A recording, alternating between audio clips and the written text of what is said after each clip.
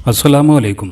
Urdu next को subscribe कीजिए और बेल आइकॉन प्रेस कर दीजिए ताकि नेक्स्ट वीडियो का नोटिफिकेशन आपको बर वक्त मिलता रहे।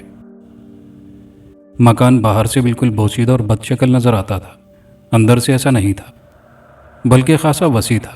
बूढ़ा मुझे अंदरूनी कमरे में ले गया और फिर उसके आखिरी सिरे पर बनी हुई 6 सीढ़ियाँ तय करने के बाद एक तहखाने में। तहखाना बहुत अजीब सा था। छतों से जाले लटके हुए थे, पुराना फर्नीचर पड़ा हुआ था, जिनमें बाज़ कुर्सियाँ ऐसी थी जिनके नीचे ईंटें लगाकर उनके पायों की कमी पूरी की गई थी। मुझे कुर्सी की तरफ इशारा करके सामने बैठ गया। यहाँ अच्छी खासी तारीकी फैली हुई थी, जबकि बाहर का माहौल रोशन था, लेकिन तहखाना होने की वजह से इसमें तारीकी थी। कोई ऐसा रोशनदान वगैरह भी नहीं था जिससे रोशनी अंदर आए। मैं उस वक्त बूढ़े के खदोखाल भी नहीं देख सकता था, लेकिन वो अपनी जगह से आगे बढ़ा और उसने एक तरफ रखे हुए मिट्टी के तेल के लैंप को जला दिया, जिससे कमरे में जर्द रोशनी फैल गई। उस जर्द रोशनी में मुझे उसका चेहरा बेहद भयानक नजर आ रहा था। फिर उसने मेरे सामने बैठते हुए कहा, तुम्हें मेरे साथ कुछ वक्त क़याम करना होगा। कितने वक्त? मैंने सवाल किया। इसका कोई तयन नहीं किया जा सकता, बस यूँ समझ लो कि जब तक मुझे तुम्हारी ज़रूरत पेश आए। और उसने मुझे यही बताया था। किसने? जिसके बाद से तुम यहाँ आए हो। मैं खामोश हो गया। कुछ लम्हे सोचने के बाद मैंने कहा, तो फिर मुझे मेरे क़याम के लिए जगह बता दो। ये जगह सबसे बेहतर है। वैसे सीढ़ियाँ अबूर करने के बाद तुम बाहर भी आ सकते हो। यहाँ तुम पर कोई पाबंदी है ना कैद, समझ रहे हो ना? हाँ, मैंने आहिस्ता से कहा। वो थोड़ी देर तक मेरे पास बैठा रहा और उसके बाद खड़े होते हुए बोला, तुम अब इस जगह के मकीन हो। ये कहकर वो उठा और बाहर निकल गया। एक अजीब सा एहसास मेरे दिल में जागुज़ी था। अंदर कशमकश हो रही थी। जो कुछ मैं कर रहा हूँ, चच्ची जान ने जो कुछ करने के लिए कहा है, क्या ये मौजू रहेगा? क्या यह अनोखी ज़िंदगी मुझे रास आ सकती है? क्या ये सब कुछ जो मेरे अपने जहन में बिल्कुल नहीं था, मुमकिन हो सकता है? तमाम तसव्वुरात और ख़यालात मेरे दिलो दिमाग को उलझा रहे थे, लेकिन अब तीर कमान से निकल चुका था। मैंने वो सब कुछ तस्लीम कर लिया था जो उसने कहा था। चुनाचे अब कोई इन्हराफ मुमकिन नहीं था, और वो भी इन पुरस्रार लोगों से जिनकी हकीकत से मैं वाकिफ़ था। चुनाचे हालात कुछ भी हों, मुझे वही करना था जो मेरी तकदीर का एक हिस्सा बन चुका था। इस वीरान और बोसीदा कैद खाने में ज़िंदगी बड़ी अजीब व गरीब थी। अपनी रिहाइशगाह को मैंने बगौर देखा तो मेरे दिल में खौफ का एक एहसास जाग उठा। कितनी भयानक जगह है, हर शय से नहुसत टपकती है। बाबा सफ़ेदे ने न जाने मुझे इस शख्स के पास क्यों भेज दिया है। वैसे अब मैं नासमझ नहीं रहा था। इतनी उम्र हो गई थी कि नेकोबद की तमीज़ कर सकूं। बाबा सफ़ेदे मुसलमान था और ये शख्स जिसने मुझे ना तो अपना नाम बताया था और ना ही अपने बारे में कुछ और, हिंदू मालूम होता था। कम अज़ कम उसकी ज़ुबान और हुलिये से तो मुझे यही अंदाज़ा होता था। न जाने बाबा सफ़ेदे का इससे क्या गठजोड़ है, लेकिन अब ये तमाम बातें फजूल थी। बाज़ औक़ात मैं सोचने लगता कि चच्ची जान ने मुझे वाकई मुसीबत में फंसा दिया है। वैसे इसमें कोई शक नहीं कि पूरा घराना ही मनहूसों का घराना था। फैज़ खान अच्छी खासी मुलाजमत करता था, ईमानदारी से काम करता तो 3 अफराद का घराना था। उसे ज़िंदगी गुजारने में क्या दिक्कत पेश आती, लेकिन वो सोना बनाने के चक्कर में अपनी ज़िंदगी खो बैठा। रियाज खान आवारा शख्स था और ना जाने कहाँ कहाँ घूमता फिरता था, और वो मोहतरमा चच्ची जान भी चक्करों में पड़ी हुई थी। आखिर वो इस उम्र में अपने लिए क्या हासिल करना चाहती थी? और फिर वो बाबा सफ़ेदे, मुझे सारे का सारा एक जाल सा महसूस हो रहा था जो मेरे चारों तरफ फैला हुआ था। सारी कड़ियाँ एक जंजीर की कड़ियाँ ही मालूम होती थी, लेकिन मैं भी अब तनबा तकदीर हो गया था। जो होगा देखा जाएगा। मैं उस कैद खाने में रहने लगा। हाँ, मैं उसे कैद खाना ही कह सकता हूँ। हालांकि बूढ़ा मुझे कहकर गया था कि मेरे ऊपर कोई पाबंदी नहीं है, लेकिन कुछ ऐसी राजदारी मुझ पर सवार थी कि मैं खुद भी यहाँ से निकलकर कहीं जाना नहीं चाहता था। क्या फ़ायदा? कौन है मेरा? कहाँ जाऊँ? क्या वापस चची जान के पास जाऊँ? ये तो सरासर हिमाकत की बात है, क्योंकि वो खुद ही मुझे उन लोगों के सुपुर्द कर गई थी। 4 दिन 4 रातें इसी तन्हाई में गुजार चुका था। इस दौरान कोई ख़ास बात नहीं हुई थी, सिवाय इसके कि बूढ़ा आता था और मुझे खाने पीने की चीज़ें दे जाता था। तरकारी, पूरियाँ और ऐसी ही चीज़ें हुआ करती थी जो बहरहाल पेट भर दिया करती थी। 5वें दिन दोपहर के वक्त, जब मेरे अंदाजे के मुताबिक दिन का 1:30 बजा होगा, बूढ़ा मेरे पास आया और मुझे देखने लगा। उसके देखने का अंदाज बेहद अजीब था। फिर उसने कहा, क्या नाम है रे तेरा? नादिर। नामों की परवाह करता है? मैं समझा नहीं। नाम कोई अहमियत नहीं रखते? मैं नहीं जानता। नाम एक दूसरे को पुकारने के लिए हुआ करते हैं। और एक दूसरे की शनाख्त होते हैं। ठीक है, मैंने कहा। अगर मैं तेरा नाम राम रख दूं तो? नहीं, ये हिंदुआना नाम है। क्या हिंदू क्या मुसलमान, ये सब बेकार की बातें हैं नादिर। वह कुर्सी पर बैठ गया। मैं उसे देखने लगा। क्या कहता है तू? किस सिलसिले में? मैंने जो कहा है। नहीं, ये बात नहीं है। बहरहाल इंसान की शनाख्त तो होती है। अच्छा, तो ये बता, तेरे पिता का क्या नाम था? बस एक नाम था उनका, लेकिन वो मिट गया। मुसलमान था? जाहिर है। क्या वो अपने धर्म की सारी बातें पूरी करता था? क्या मतलब? देख, जो कुछ मैं पूछ रहा हूँ उसका कोई ख़ास मतलब नहीं है। बस सवाल है जिसका तुझे जवाब देना चाहिए, क्योंकि बहरहाल मैं तेरा गुरु हूँ। मैं नहीं जानता, क्योंकि वो बहुत जल्द मर गया था। फिर क्या हुआ? फिर मेरी माँ ने दूसरी शादी कर ली थी। इस बात पर बूढ़ा खूब हंसा था। फिर बोला, क्या समझता है तू? अरे पापी, संसार में सब अपने लिए जीते हैं। तेरी माँ ने दूसरी शादी कर ली ना? हाँ। क्यों? वो तन्हा नहीं रहना चाहती थी, यही हुआ ना? यही मैं कह रहा हूँ तुझसे। बहरहाल ये उसका काम था। और तू? उसके बाद तूने क्या किया? कुछ नहीं। कुछ तो किया होगा। बस सौतेले बाप के डंडे खाए और उसके बाद घर से भाग आया। जवाब में बूढ़ा खूब हंसा था। क्यों भाग आया? इसलिए कि मुझे अपनी जान का खतरा था। वो लोग मुझे मार मार कर हलाक कर देते। तो तूने अपने बारे में सोचा? तो क्या मैं ना सोचता? ज़रूर सोचना चाहिए था। अच्छा खैर ठीक है, उसके बाद क्या हुआ? बस उसके बाद कुछ नहीं हुआ। मैं अब तक भटकता फिर रहा हूँ। दीन धर्म का कोई काम किया तूने? नहीं। यही मैं कहना चाहता था कि मनुष्य सबसे पहले अपनी ज़ात के बारे में सोचता है, फिर अपने दीन धर्म के बारे में। नादिर का नाम अगर राम हो जाए तो कोई ऐसी बात भी नहीं है। मगर छोड़ो, मैं कौन सा धर्म सेवक हूँ कि तुझे धर्मदास बनाऊं? जो तेरी मर्जी आए अपना नाम रख। मेरा नाम राधन लाल है। जी, मैंने आहिस्ता से कहा। क्या कहेगा तू मुझे? राधन लाल। बस? और क्या कहूँ? गुरु राधन लाल। गुरु जानता है किसे कहते हैं? हाँ। किसे कहते हैं? उस्ताद को। हाँ हाँ, वो जो कुछ सिखाता है। बेशक। तो बाबा सफ़ेदे ने तुझे मेरे पास जो भेजा है वो इसीलिए भेजा है कि मैं तुझे कुछ सिखाऊं। बाबा सफ़ेदे ने मुझे इस बारे में कुछ नहीं बताया था, तो फिर बाबा सफ़ेदे के पास क्यों गया था? उससे कुछ सीखने। ठीक ठीक ठीक। क्या तुझे इस बात का इल्म है कि वो जो तेरा बाबा सफ़ेदे है ना, उसका भी कोई धर्म नहीं है? क्या मतलब? फिर वही बात मैं कह रहा हूँ ना कि उसका भी कोई धर्म नहीं है। लेकिन वो तो मुसलमान है, लोग उसके पास बड़ी अकीदत से आते हैं। मैंने कहा और बूढ़ा फिर हंसने लगा। हाँ, इसलिए आते हैं कि वो दूसरों का काम कर देता है, मगर धर्म के जरिए नहीं। तो फिर वो भी मेरा चेला है। तुम्हारा? हाँ। गोया उसने जो कुछ सीखा है मुझसे ही सीखा है, मगर चूंकि उसने अपना नाम बाबा सफ़ेदे रखा हुआ है इसलिए वो उस नाम से काम करता है। मैं राधन लाल हूँ, सो राधन लाल के नाम से काम करता हूँ। तुझे राम बना दूँ तो तू राम कहलाएगा। नादिर बनना चाहता है तो नादिर बनकर रहे। काम जो करना है उसका मामला अलग ही होता है। मैं उसकी बातें समझने की कोशिश करने लगा। चंद लम्हे खामोश रहने के बाद उसने कहा, खैर ये सारी बातें तो एक तरह से बेकार हैं। ये बता, मन से अपना गुरु मानता है मुझे? अब तो मानना ही पड़ेगा। क्या मतलब, मजबूरी है कोई? नहीं। तो फिर? मैं आया ही इसलिए हूँ।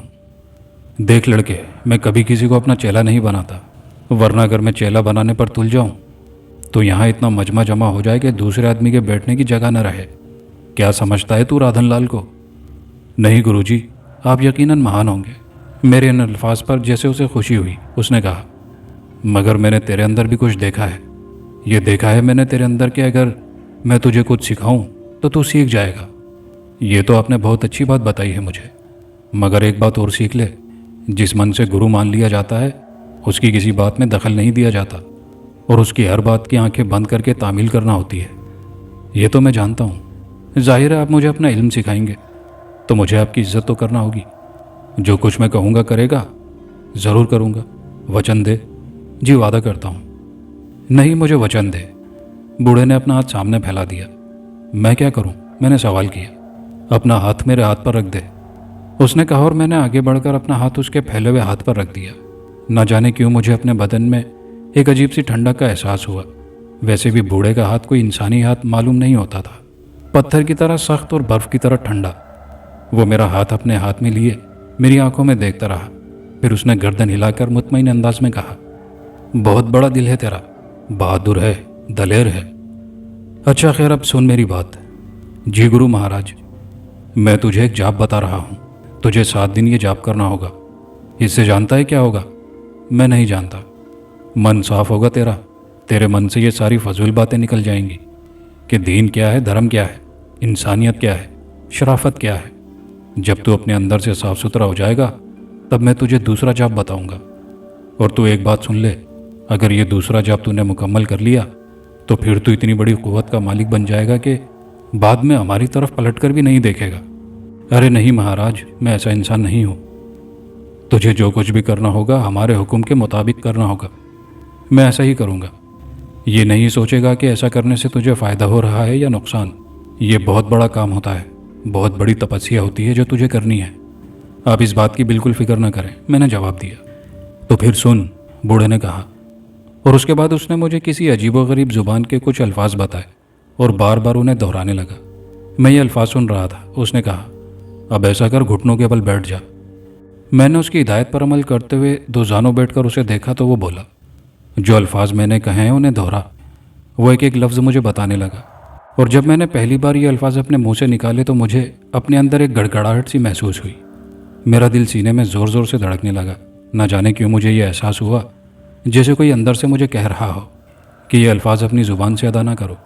लेकिन मैंने उस आवाज़ पर कान न धरे और एक लफ्ज़ दोहराकर पूरी लाइन दोहरा दी। बूढ़े ने आंखें बंद करके गर्दन हिलाई और बोला, मेरे साथ 3 दफ़ा ये अल्फाज दोहरा। और मैं बूढ़े के साथ साथ वो अल्फाज दोहराने लगा। थोड़ी देर के बाद मेरे अंदर सुकून फैल गया। अब वो कैफियत नहीं रही थी। मुझे अंदाज़ा नहीं था कि ये सब क्या हो रहा है। लेकिन जब 3 दफ़ा मैंने उन अल्फाज को दोहराया तो राधन लाल ने गर्दन हिलाकर मुस्कुराते हुए कहा, अब 7 दिन तुझे इसका जाप करना है, लेकिन यहाँ नहीं। फिर कहाँ? इस इमारत के पीछे एक छोटी सी पोखर है। उस तालाब के किनारे बैठकर तुझे ये जाप करना है। और शाम को जब सूरज छुप जाए उस वक्त से लेकर जब तक चांद न निकले उस वक्त तक तुझे ये जाप करना होगा। उसके बाद वापस आ जाना और आराम से सो जाना। बहुत मुश्किल काम नहीं है, पर एक बात तुझे बताए देता हूँ। क्या गुरु महाराज? हिम्मत से काम लेना होगा। मैं नहीं समझा। तुझे बहुत सी चीज़ें डराएंगी। अगर कहीं डर गया तो समझ ले मर गया। मतलब साफ है। फिर वही मतलब मेरे सामने करता है। मुझे ये लफ्ज़ अच्छा नहीं लगता। एक बार जो बात ज़ुबान से अदा की जाए उसको सुनना है, समझना है और उसके बाद उसके बारे में कोई सवाल नहीं करना है। जी गुरु महाराज। तो जाप याद है? जी गुरु महाराज। तो दोहरा मेरे सामने। अब मैंने निहायत सफाई से वो अल्फाज दोहरा दिए। फिर उसने कहा, तो फिर ठीक है, अब आ मेरे साथ। मैं तुझे वो जगह दिखा दूँ जहाँ तुझे जाप करना है। मैंने खामोशी से गर्दन हिला दी और उठकर बूढ़े के साथ बाहर निकल आया। ये जगह मैंने पहले कभी नहीं देखी थी। ये एहसास तो मुझे हमेशा से रहता था कि यह बेरौनक इलाका है और यह महसूस होता है जैसे आसमानी नहुसत ने यहाँ बसेरा कर रखा है। एक छोटा सा तालाब था जिसके किनारे लंबी लंबी घास उगी हुई थी। कई दरख्त तालाब के आसपास मौजूद थे। आम हालात में खुशनुमा इलाका होना चाहिए था, लेकिन ना जाने क्यों इस पर नहुसत नाजिल थी और दूर दूर तक कोई इंसान नजर नहीं आता था। एक अजीब वीरान सा मैदान फैला हुआ था और इस मैदान में तालाब भी मसनूई सा ही महसूस होता था। लेकिन एक बात और भी मैंने महसूस की थी, वो ये कि तालाब के पानी से हल्की हल्की नागवार बदबू उठ रही थी, जैसे पानी सड़ा हुआ हो। हालांकि ना उस पर काई थी और ना ही दूर से या करीब से गंदा नजर आता था। शायद एक कुदरती गंदगी ही उसमें मौजूद थी। दरख्त भी अच्छे खासे फैले हुए थे, लेकिन कुछ अजीब से रंग के। उनमें वो सब्ज रंग था ही नहीं जो दरख्तों का होता है। बस ये मेरे महसूसात थे जिन्हें मैंने महसूस किया। बूढ़े ने मुझे एक जगह और बताई और कहा, ये वो जगह है जहाँ तुझे बैठकर जाप करना है। ये जगह एक दरख्त के तने के पास थी और दरख्त का पूरा साया उस जगह फैला हुआ था। बूढ़े ने कहा, जब तू जाप कर रहा हो तो तेरे मन में कोई और ख्याल नहीं होना चाहिए।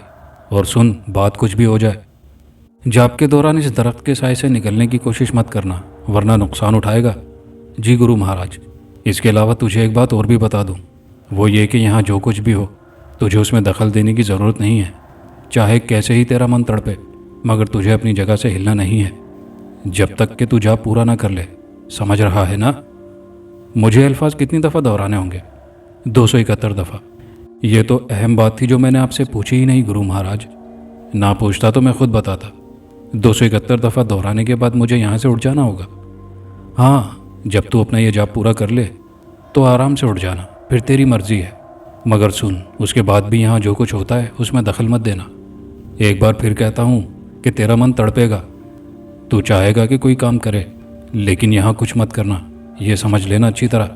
और गुरु जब कोई हुक्म देता है तो उसकी पाबंदी करना होती है। मैं जानता हूँ गुरु महाराज। तो फिर अब मैं चलता हूँ, आज ही से ये जॉब शुरू कर दे। हाँ, बस आज ही से। ठीक है, जैसा आपका हुक्म। बस तो यहाँ बैठ जा और अपना काम कर ले। लेकिन अभी तो वक्त है गुरु महाराज। हैं? हाँ, वक्त तो है, ये बात तो मैं भूल गया था। चल ठीक है, थोड़ी देर बाद आ जाना, लेकिन अब तू यहाँ घूम फिर, मैं तेरा साथ नहीं दूंगा। बूढ़े ने कहा और वो वापस अपनी रिहाइशगाह की जानिब चला गया। मैंने उसका ताक़ुब नहीं किया था, बल्कि मेरी निगाहें दूर दूर तक भटकने लगी थी। ताहद्दे नज़र इंसान का पता नहीं था। वैसे भी इस वीराने में किसी के आना बेमकसद ही हो सकता था। बहुत देर तक मैं वहाँ घूमता फिरता रहा और उसके बाद फिर वापस अपने उस तहखाने में पहुँच गया। यहाँ आने के बाद पहली बार बाहर निकला था। बदन को एक अजीब सी कैफियत का एहसास हो रहा था। बहरतौर अब जो कुछ शुरू कर दिया था उससे दूर हटना तो मुनासिब नहीं था। हालांकि कभी कभी अंदर से दिल ये कहता था कि भाग जाऊं यहाँ से, लानत भेजूं चची जान और रियाज खान पर। यह दुनिया बहुत वसी है, देखूंगा इस दुनिया में क्या है। लेकिन खुद ही बहुत से एहसासात दिल में आ जाते थे। क्या देखूंगा इस दुनिया में, सिवाय इसके कि मेहनत मजदूरी करके 2 वक्त की रोटी हासिल कर ली। ये कोई ज़िंदगी होगी? अब मैं बहुत बदल चुका था, ज़माना देख लिया था मैंने। इलियास भाई का पता नहीं क्या होगा, क्या कर रहे होंगे। जो किया उसका फल पाया। दुनिया के साथ फरेब करते रहते थे। फरेब की ज़िंदगी कब तक गुजारी जा सकती है। फिर मुकर्ररा वक्त पर मैं उस जगह पहुंच गया जहां मुझे वो जॉब करना था।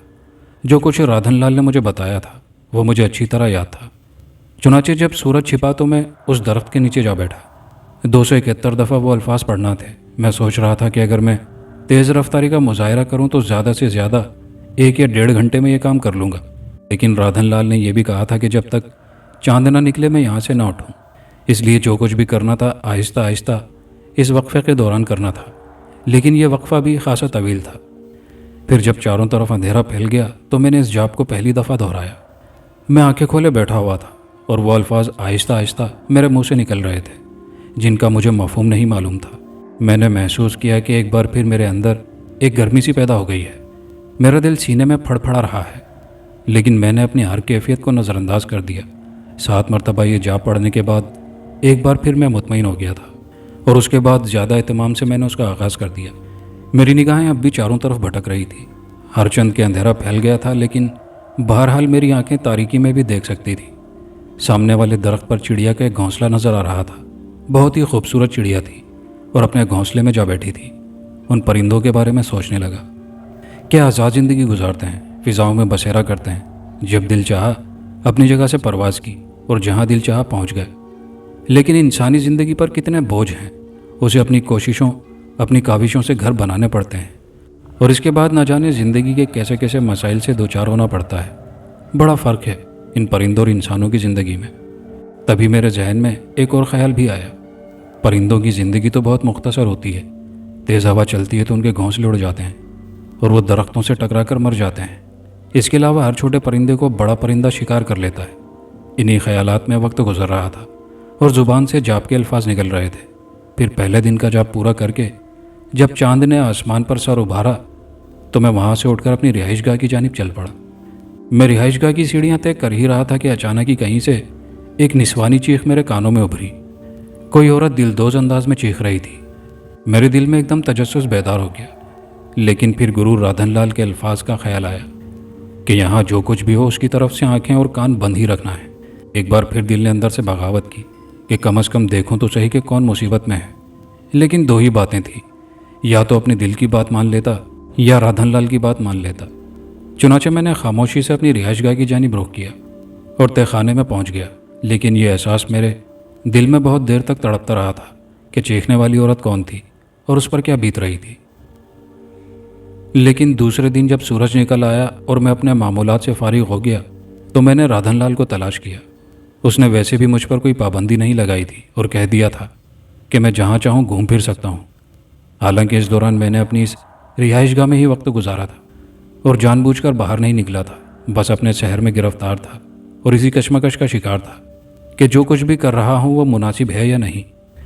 लेकिन अब जब मैंने एक दिन का जाप कर लिया था तो फिर मेरा यह फैसला आखिरी हो गया था कि अब मुनासिब और नामुनासिब का तस्वुर जहन से निकाल दिया जाए और सिर्फ वो किया जाए जो मैं शुरू कर चुका हूँ। राधनलाल मुझे एक ऐसी जगह मिला जो एक खुला हुआ इलाका था और मैंने यहाँ एक और मंजर देखा। उस वक्त यहाँ 8-9 अफराद मौजूद थे और बड़े अदब से बैठे हुए थे। राधनलाल एक चौकी पर बैठा उन्हें कुछ बता और समझा रहा था। मैंने उसे मसरूफ़ देखकर बाहर कदम नहीं निकाले और पीछे ही रह गया। वो लोग बड़ी अकीदत से राधनलाल की बातें सुन रहे थे। फिर खासी देर तक मैं राधनलाल का जायज़ा लेता रहा और उसके अकीदतमंदों को भी देखता रहा। एक एक करके वो लोग उठना शुरू हो गए। फिर उन्होंने अपनी जेब से चीज़ें निकाल कर रखना शुरू कर दी। ये नोट थे और खाने पीने की अशिया थी और ऐसी ही दूसरी चीज़ें जो वो राधनलाल की नज़र करना चाहते थे। राधनलाल ने उल्टा हाथ ऊपर उठाया और उसे सीधा करके उन लोगों को जाने की इजाज़त दी। तब वो लोग बाहर निकल गए और राधनलाल अपनी जगह से उठ गया। फिर उसी वक्त मैं अकब से निकलकर राधनलाल के सामने पहुंच गया और राधनलाल ने चौंक कर मुझे देखा, फिर मुस्कुरा दिया। तो पहले दिन का जाप कर चुका है तू? उसने मुझे देखकर कहा। हाँ गुरु महाराज। अच्छा चलिए चीज़ें उठा, फल वगैरह अलग कर ले, नोट समेट ले, इन्हें एक जगह करके मेरे हवाले कर दे। असल में मैंने तुझे बता दिया था कि मैंने कोई चेला नहीं बनाया। बहुत से लोगों ने ये कोशिश की, लेकिन तू जानता है कि अरे गैरे को कोई इल्म नहीं दिया जाता। ये तो तेरी खुशकिस्मती है कि तूने मुझसे वो हासिल कर लिया जो अच्छे अच्छे हासिल ना कर सके। ये चीज़ें उठा ले। मैंने राधनलाल की हिदायत पर अमल किया, फल वगैरह समेट कर एक जगह कर दिए। राधनलाल बोला, ले अब इसमें से जो कुछ तेरी पसंद हो उठा ले, लेकिन अपनी रिहाइशगाह में जाकर ही इनको खाना पीना। आज से ये भी किया कर तू। ये लोग रोज़ाना नहीं आते, 3 दिन के बाद आते हैं। चुनाचे आज से तीसरे दिन तो फिर इसी वक्त यहाँ आ जाना ताकि ये तमाम चीज़ें समेट ले। जी गुरु महाराज, मैंने जवाब दिया। फिर मैंने कहा, एक बात पूछना चाहता हूँ आपसे गुरु महाराज। हाँ पूछो। रात को जब मैं जाप करके वापसी लौटा था तो मुझे किसी औरत के चीखने की आवाज़ें सुनाई दी थी। राधनलाल ने चौंक कर मुझे देखा, फिर बोला, हाँ तो फिर? मेरा मतलब है कौन थी वो, जबकि यहाँ तो दूर दूर तक आबादी नहीं है। राधनलाल चंद लम्हे सोचता रहा, फिर उसने कहा, कुछ समय गुजार ले, उसके बाद तुझे ये सब कुछ भी मालूम हो जाएगा। तुझे हमारे हर काम में शरीक होना होगा, तू इसकी बिल्कुल चिंता ना कर। वो कोई ऐसी वैसी बात तो नहीं थी। देखा भी बहुत कम वक्त गुजरा है तुझे यहाँ। कोई ऐसी वैसी बात हो चुकी तो अभी इस पर ध्यान मत धरना, और अगर ऐसी चीज़ें तुझे दोबारा भी सुनाई दें तो उसकी फिक्र ना करना।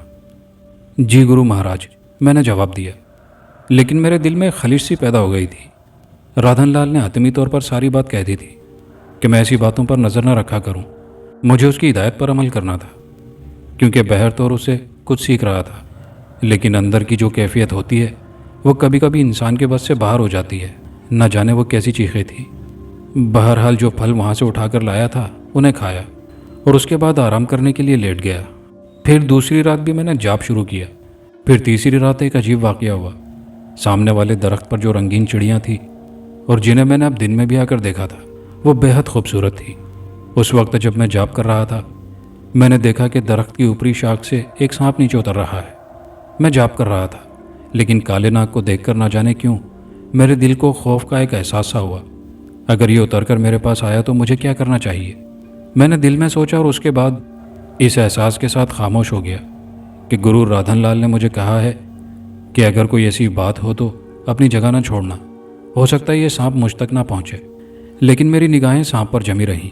सांप आहिस्ता आहिस्ता नीचे उतरा और उठकर थोड़ी देर के बाद उस घोंसले के करीब रुक गया।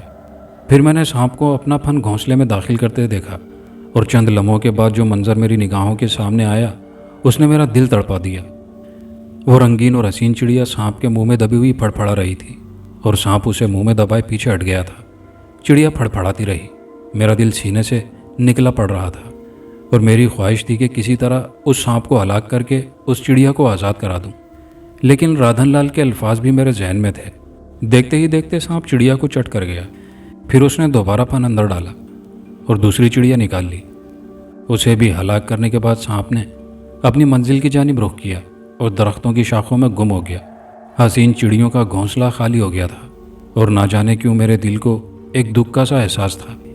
कितनी सुकून की ज़िंदगी गुजार रही थी, लेकिन अब उनका वजूद मिट गया। एक दुश्मन उन्हें खा गया था।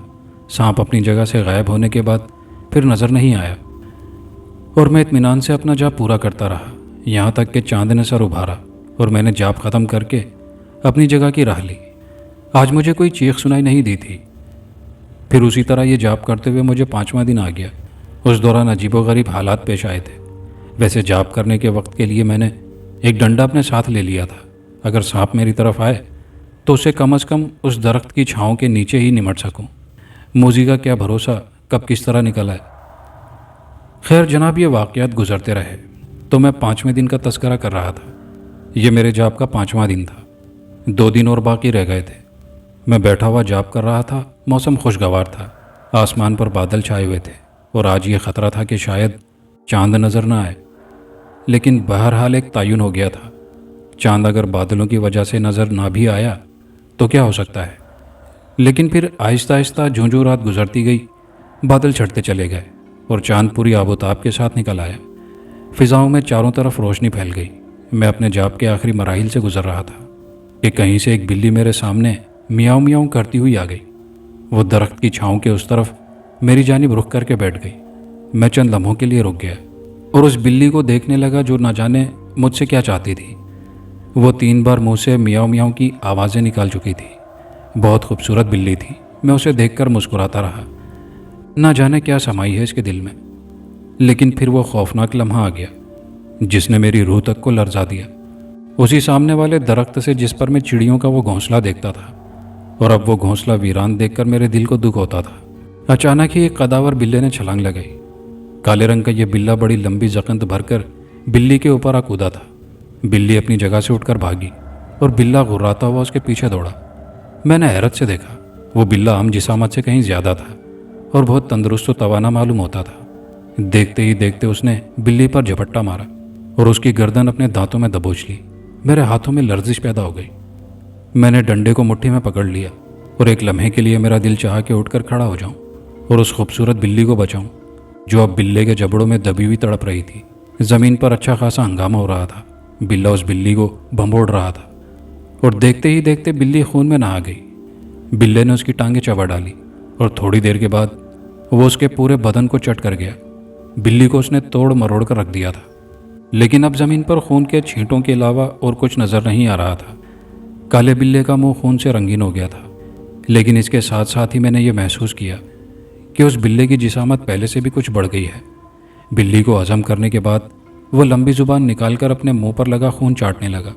तभी उसकी गोल गोल खौफनाक आंखें मेरी जानिब उठ गई और वो इस तरह ठिठक कर रुक गया जैसे पहली बार उसने मुझे देखा हो। ना जाने क्यों मेरे बदन में सर्द लहरें दौड़ने लगी। बिल्ले की आंखों से ऐसा महसूस हो रहा था जैसे वो अपने शिकार को ताक रहा हो।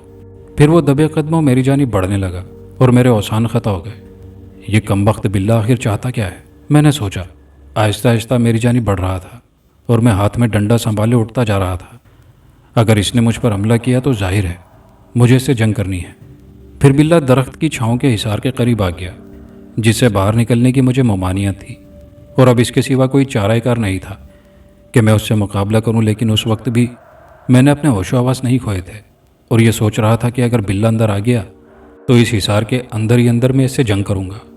लेकिन बिल्ला अंदर दाखिल नहीं हुआ था। वो इस तरह मुझे ताकता रहा जैसे मौका मिलते ही मुझे भी बिल्ली की तरह चीर फाड़ कर चट कर जाएगा। बिल्ली को उसने जिस वहशियाना अंदाज में चबा डाला था वो अब भी मेरे जहन पर नक्श था और मेरा बदन उसे देखकर हल्के हल्के कांप रहा था। बिल्ला तकरीबन 2 या 3 मिनट तक वहाँ खड़ा रहा। फिर अचानक ही मुझे ख्याल आया कि चांद निकल आया है और मुझे अपना जाप ख़त्म कर लेना चाहिए। वैसे भी सिर्फ चंद बार की बात रह गई थी। चुनाचे मैं अपनी जगह बैठ गया, लेकिन डंडा अब भी मैंने अपने हाथों में मजबूती से पकड़ रखा था। यहाँ तक कि मैंने अपना जाप पूरा किया और जैसे ही मेरे जाप की आखिरी लाइन ख़त्म हुई मैं डंडा लेकर उस बिल्ली के पीछे दौड़ा। उसने एक लंबी छलांग लगाई और भागकर दरख्त पर चढ़ गया। मैं तकरीबन 2 या 3 मिनट तक दरख्त के नीचे खड़ा रहा और उसके तने को डंडे से बजाता रहा कि आ कमबख्त नीचे तो आ, मैं तुझे देख लूँ। अब मेरे दिल से न जाने क्यों खौफ निकल गया था। बिल्ले पर मेरा गुस्सा बहुत शदीद हो गया था। यह दरख्त है ही नहुसत की जड़। इस कमबख्त पर सारी खूनखार बलाई ही रहती हैं, वो सांप और वो बिल्ला। लेकिन अब मुझे यूँ महसूस हो रहा था जैसे बिल्ला दरख्तों की शाखों में छुपकर बैठ गया हो। बहरहाल देर तक मैं दरख्त पर डंडे बरसाता रहा, लेकिन बिल्ले ने अपनी जगह नहीं छोड़ी थी। वो मुझे नज़र नहीं आ रहा था, ना ही उसकी आंखें कहीं चमक रही थी, जबकि मैं उनकी तलाश में था। एक लम्हे के लिए दिल चाह के दरख्त पर चढ़कर उसे तलाश करूं, लेकिन फिर अपनी इस दलेरी को खुद ही अपने सीने में दबा लिया कि क्या फ़ायदा किसी मुसीबत में फंस जाऊं, वहाँ सांप भी है। और उसके बाद मैं आहिस्ता आहिस्ता आगे बढ़ने लगा। मैंने सोचा कि दोबारा जब भी वो नज़र आया मैं उस पर डंडा फेंक कर मारूंगा, लेकिन यह भी एक गलत तरीका कार था। मेरे हाथ से डंडा निकल गया तो शायद सिर्फ हाथों से मैं उसका सही तौर पर मुकाबला न कर पाऊँ, वरना वो मुझे ज़ख्मी कर देगा।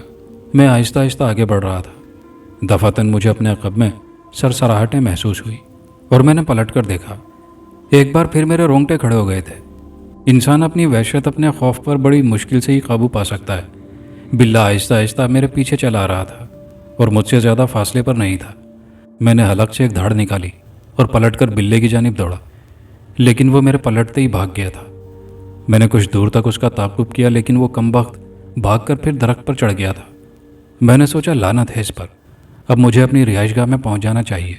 चुनाचे में तेज़ तेज़ कदम उठाता हुआ वापस पलटा और थोड़ी देर के बाद ही अपनी रिहाइशगाह में दाखिल हो गया। लेकिन आज फिर मेरा दिल लरस गया था। वो निस्वानी चीखें आज फिर सुनाई दे रही थी, लेकिन आवाज़ बदली हुई थी। वो आवाज़ नहीं थी जो मैंने पहले सुनी थी। कोई चीख चीख कर कह रहा था, नहीं, तुम्हें भगवान का वास्ता नहीं, नहीं, ऐसा ना करो, ऐसा ना करो, देखो मान लो मेरी बात, देखो देखो। और फिर यूं लगा जैसे किसी ने उसका मुंह बंद कर दिया हो। मेरे दिलो दिमाग मुअत्तल होकर रह गए। क्या करूं क्या ना करूं, ये आवाज़ें बड़ी दिलदोज़ थी। कोई किसी को मदद के लिए पुकार रहा था, लेकिन मैं उसकी मदद को नहीं जा सकता था, जबकि मेरा दिल चाह रहा था कि मैं ऐसा करूं। बहरहाल मैं दिल महसूस कर वापस पलटा और अपनी क़यामगाह में आ गया। लेकिन उस रात मुझे नींद नहीं आई थी। दूसरी सुबह भी मैं देर तक कसलमंदी से पड़ा रहा। राधनलाल से कुछ पूछना ही बेकार था। उसने कह दिया था कि यहाँ होने वाली किसी बात पर मैं तवज्जो ना दूं। फिर जाप के बकिया 2 दिन भी गुजर गए। 7वें दिन मैंने जाप मुकम्मल कर लिया था और 8वें दिन की सुबह राधनलाल मेरे पास आया। वह मुस्कुराती निगाहों से मुझे देख रहा था। उसने कहा, आप बाहर आ मेरे साथ। मैं उसके साथ बाहर निकल आया तो राधनलाल ने कहा, तेरी दाढ़ी कितनी बढ़ गई है, कभी आईने में शक्ल देखी है? वो आईना है ही नहीं मेरे पास। हाँ मैं जानता हूँ, लेकिन मैंने तेरे लिए बंदोबस्त कर दिया है। जाप पूरा हो गया? हाँ गुरुजी, जो कुछ आपने बताया था वो मैंने पूरा कर लिया है। आईने में अपने आप को देखेगा तो तुझे एहसास होगा कि इस जाप का नतीजा क्या हुआ है। क्या मतलब? खैर छोड़ इन बातों को। कोई ऐसी खास बात तो नहीं हुई? नहीं गुरु महाराज, तू बस ये समझ ले कि तू अपने ज्ञान के पहले मरहले को पूरा कर चुका है और इसके बाद तुझे क्या मिलेगा ये तू देखेगा। क्या मिलेगा गुरु महाराज? नहीं रे, अभी नहीं। अभी तो तुझे बहुत कुछ करना है। गुरु दक्षिणा देनी है तुझे। गुरु दक्षिणा? हाँ, क्या नहीं देगा? मेरे पास क्या है गुरुजी? आज ये कह रहा है पागल, कल देखना तेरे पास क्या क्या होगा। जी गुरु महाराज, मगर तुझे हमारे लिए भी कुछ काम करना होगा और वही तेरी गुरु दक्षिणा होगी। भला मैं आपसे मना कर सकता हूँ? अभी तक तो तू बहुत ही अच्छा लड़का साबित हुआ है और मेरा मन चाहता है कि तुझे इतना कुछ सिखा दूं कि संसार तेरे कदमों में झुक जाए।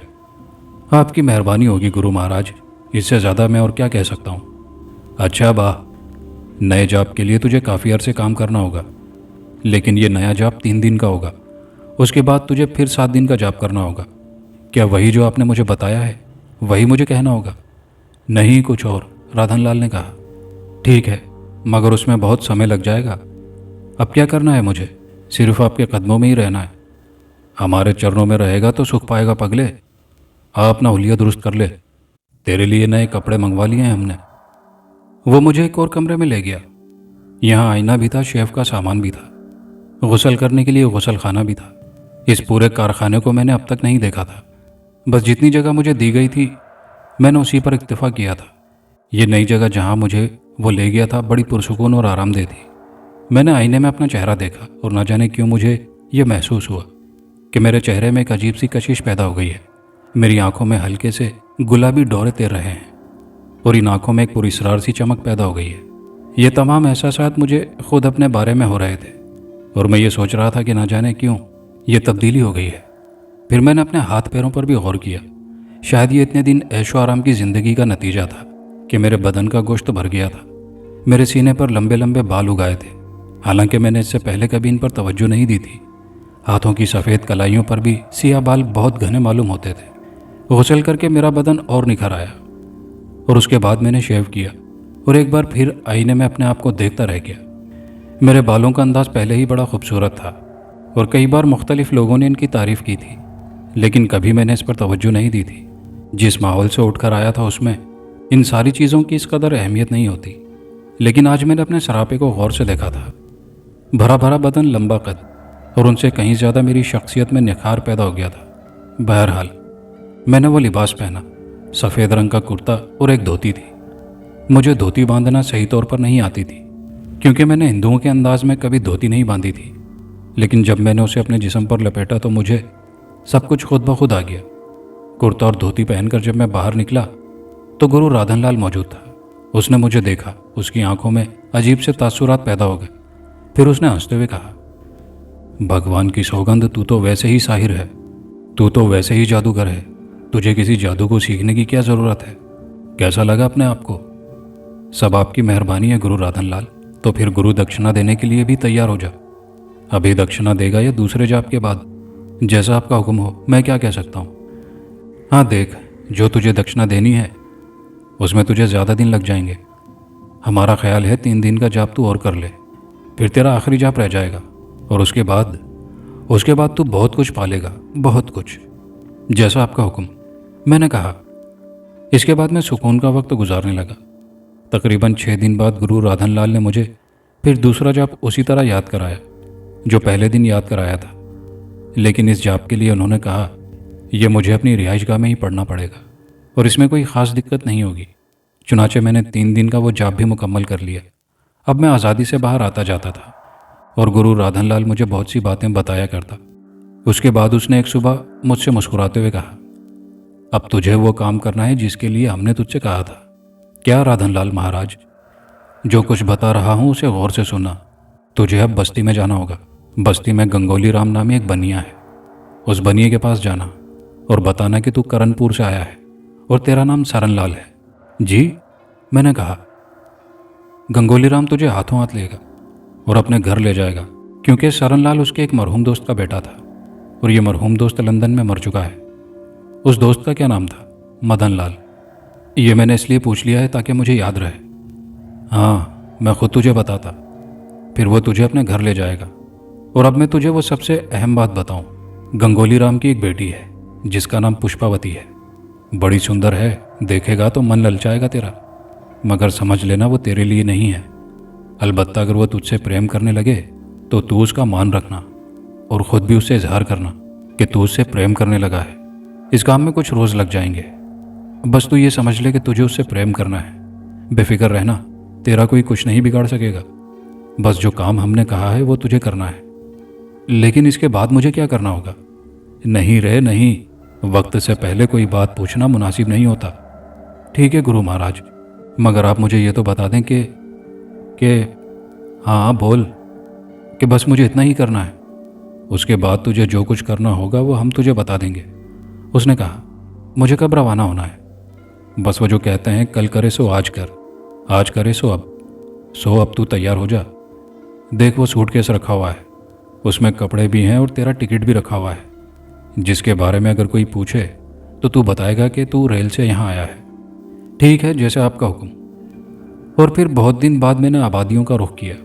इतने अरसे वीरानों में गुजारने के बाद आबादी में आना बहुत अजीब सा लगा था। चची जान का घर भी वहीं मौजूद था, लेकिन मैंने फैसला कर लिया था कि जब तक अपना काम मुकम्मल नहीं कर लूँगा किसी से नहीं मिलूँगा। चुनाचे मैं राधनलाल के बताए हुए पते पर पहुँच गया। बड़ी सी दुकान थी जिसमें लाखों रुपए का माल भरा हुआ था। दुनिया की हर चीज़ मौजूद थी जो ज़रूरियात ज़िंदगी में इस्तेमाल होती है। वो मोटे से बदन का आदमी यकीनी तौर पे गंगूराम ही हो सकता था। मैं उसके पास पहुंच गया। वो मेरी जानिब देखने लगा। मेरा नाम सरनलाल है और मैं करनपुर से आया हूँ। हैं? मोटा आदमी हैरत से चौंक कर बोला, फिर अपनी जगह से उठा और मेरे गले आ लगा। अरे मेरा पूत, मेरा बेटा, आ गया तू? मुझे तेरे आने की इत्तला मिली थी। जी गंगूराम महाराज। ये क्या कह रहा है रे? ताया जी नहीं कहेगा मुझे? जी जी ताया जी। बस रे, तेरे आने से मन खुश हो गया है। भगवान, कितना सुंदर है तू।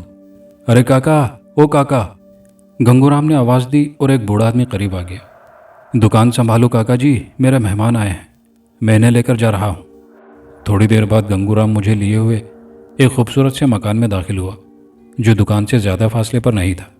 मकान में बहुत से लोग मुझे नजर आए, लेकिन गंगूराम मुझे साथ लिए हुए अंदर कमरे में पहुंच गया और यहाँ मैंने उस हसीन लड़की को देखा जो एक खिले हुए फूल की मानिंद थी। बड़ी बड़ी आंखें, मुस्कुराते हुए होंठ।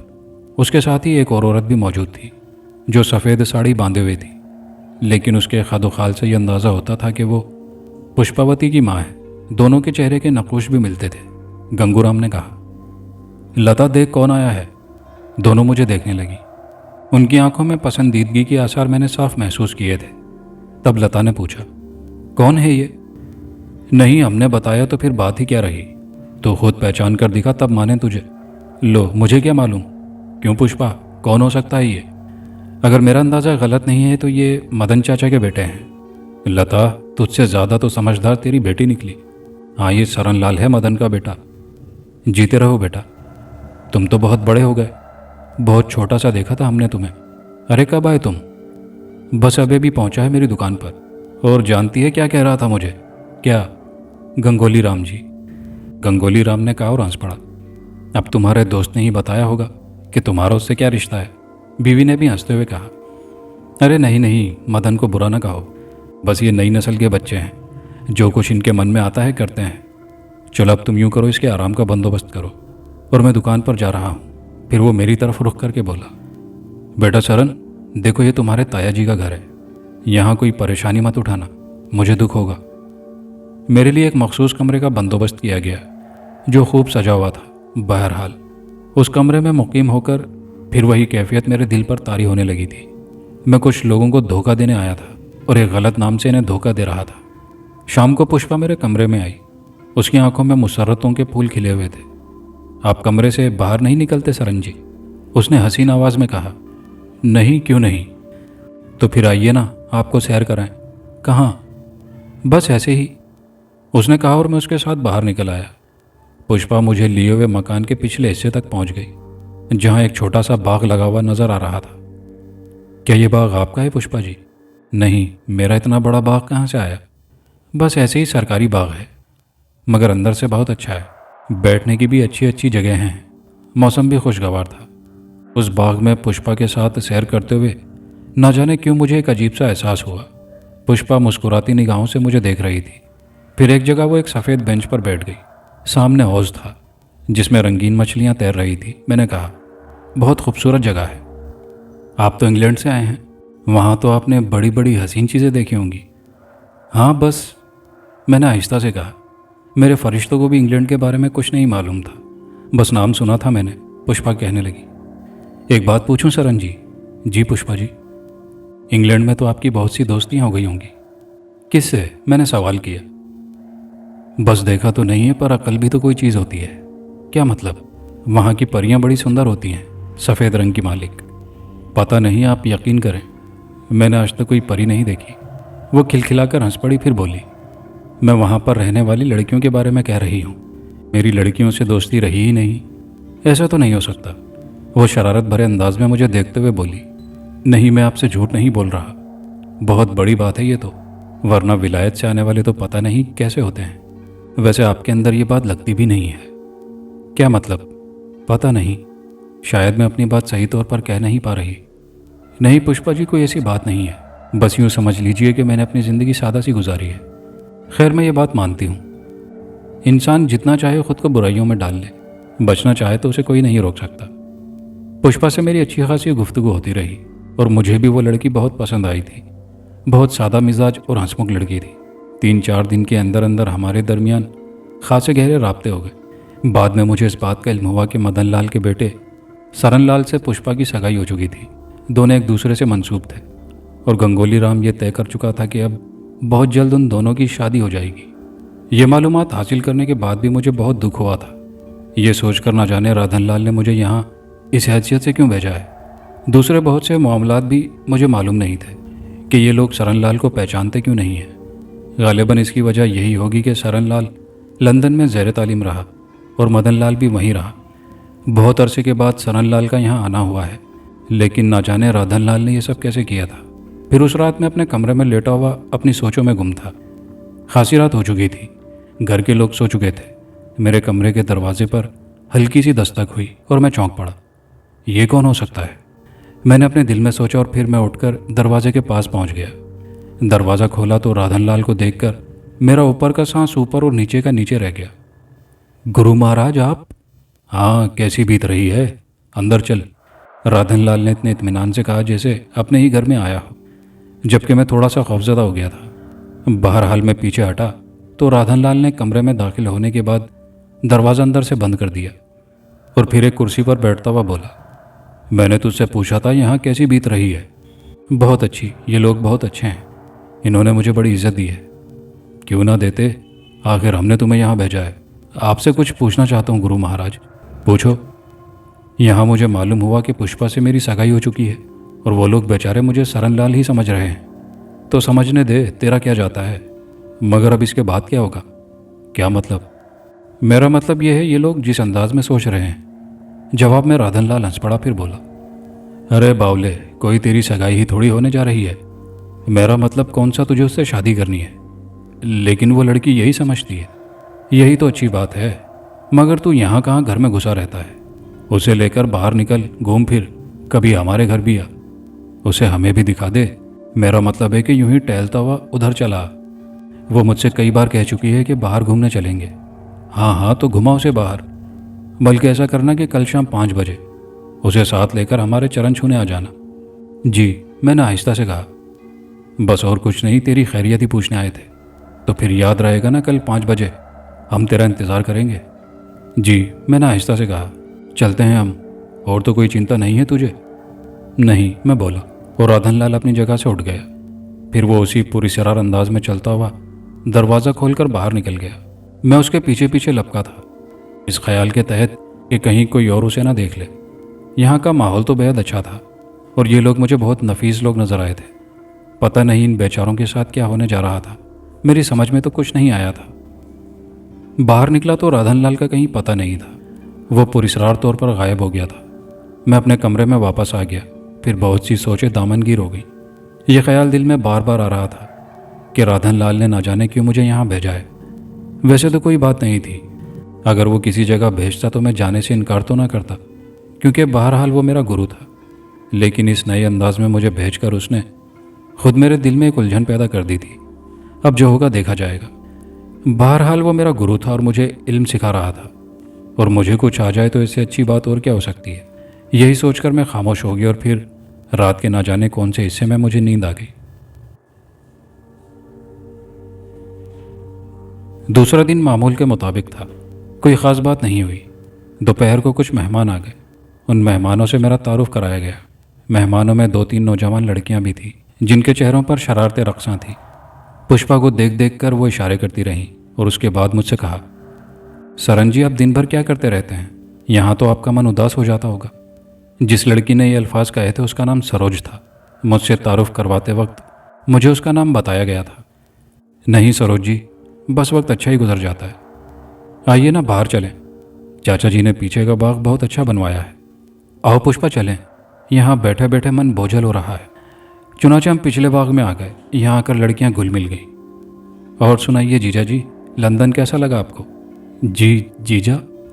अरे अरे, इसमें घबराने की क्या बात है? एक लड़की शरारत भरे लहजे में बोली।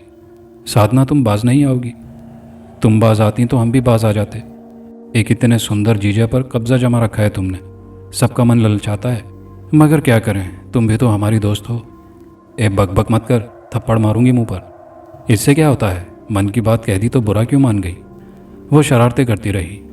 तुम लोग यूं करो ना कि ताया जी से कहकर यहीं रुक जाओ। अरे नहीं, पहले कभी ऐसा हुआ है? साधना ने कहा। फिर किसी दिन आएंगे, बल्कि ऐसा करो, तुम जीजा को लेकर खुद हमारे यहाँ आओ, सरोज कहने लगी। देखो सरोज, फजूल बातों से मुझे गुस्सा आता है, पुष्पा ने शर्माए हुए अंदाज में कहा। सुन लिया आपने जीजा जी, ये आपको फजूल समझती हैं? मैं बज़ाहिर मुस्कुराता रहा, लेकिन दिल में वही उलझन जागुजी थी। खैर, अब तो ये मैं नहीं कह सकता कि मेरे दिल में पुष्पा के लिए इश्क पैदा हो गया था, या मैं दिल से ये चाहने लगा था कि काश इन लड़कियों की बात दुरुस्त होती। अभी शायद मैं इस मंजिल में दाखिल नहीं हुआ था। बस उलझन थी तो सिर्फ ये कि ना जाने इन वाक़यात का क्या अंजाम होगा। फिर 3:30 बजे के करीब वो चली गई। पुष्पा और मैं पिछले बाग में ही थे। पुष्पा ने कहा, आज मौसम कितना अच्छा है। हाँ पुष्पा जी, कहीं बाहर चलें?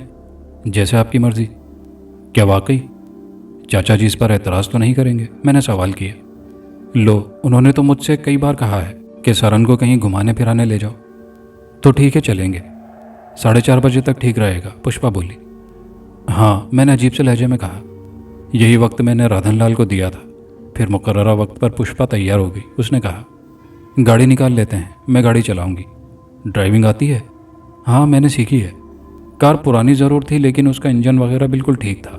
पुष्पा ड्राइव कर रही थी और मैं उसके बराबर बैठा हुआ था। वक्त आहिस्ता आहिस्ता अपनी मंजिल की जानिब बढ़ रहा था। मैंने खासी देर तक पुष्पा के साथ सैर करने के बाद कहा, पुष्पा, यहाँ से कुछ फासले पर एक जगह है। नाम तो उसका मैं नहीं जानता, लेकिन वहाँ एक बार मैंने एक साधु महाराज को देखा था। तो फिर आओ उसी तरफ चलते हैं, मुझे रास्ता बताते जाओ। वो बोली और मैं पुष्पा को रास्ता बताने लगा। हम आबादी से निकलकर उस इलाके में आ गए जहाँ राधनलाल का ठिकाना था। पुष्पा कहने लगी, हाँ, मैंने राधनलाल महाराज के बारे में सुना है। बड़े ज्ञानी ध्यानी हैं, लेकिन संसार के झगड़ों से अलग थलग रहते हैं। तुम जानती हो उन्हें? हाँ, क्यों नहीं। आओ फिर ज़रा उनकी तरफ चलें। और थोड़ी देर के बाद हम उस जगह पहुंच गए जहां राधनलाल ने अपना ठिकाना बनाया हुआ था। कार एक तरफ खड़ी करके पुष्पा नीचे उतर आई और मैं उसके साथ राधनलाल के ठिकाने की जानिब बढ़ने लगा। मेरी निगाहें सामने जमी हुई थी और मैं ये देखना चाह रहा था कि राधनलाल इस वक्त क्या कर रहा है। पुष्पा मेरे साथ साथ चल रही थी। फिर सामने राधनलाल मुझे नजर आया और मैंने उसे देखकर गर्दन हिलाई। राधनलाल मेरे करीब आ गया। वह इधर उधर देख रहा था। फिर उसने कहा कि कहाँ है वो? ये पुष्पा। मैंने पुष्पा की तरफ रुख करके कहा, लेकिन दूसरे लम्हे हैरान रह गया। पुष्पा मेरे करीब मौजूद नहीं थी। मैंने इधर उधर निगाहें दौड़ाई और फिर बहुत दूर तक देखा। मेरा दिल धक से रह गया। पुष्पा मेरे साथ नहीं थी, हालांकि हम कदम से कदम मिलाकर चल रहे थे। लेकिन कुछ लम्हों के लिए मेरी तवज्जो राधनलाल की जानिब मबजूल हो गई थी। पुष्पा ना जाने किधर रह गई थी। अभी तो यहाँ थी वो। क्या कह रहे हो? राधनलाल ने हैरत से कहा। आप यकीन करें, मैं उसे यहाँ लेकर आया था। तो फिर कहाँ गई वो? पता नहीं, मेरे साथ ही आगे बढ़ी थी। हो सकता है किसी काम से पीछे रह गई हो। कैसे आए हो तुम? कार से। कहाँ है कार? वो उधर खड़ी हुई है। मैंने कार की जानिब देखा, लेकिन यह देखकर मेरी हैरत की इंतहा न रही कि कार भी मौजूद नहीं थी। अरे, मैंने हैरत से इधर उधर निगाहें घुमाई। क्या हुआ? कुछ मुझे बताओगे या नहीं?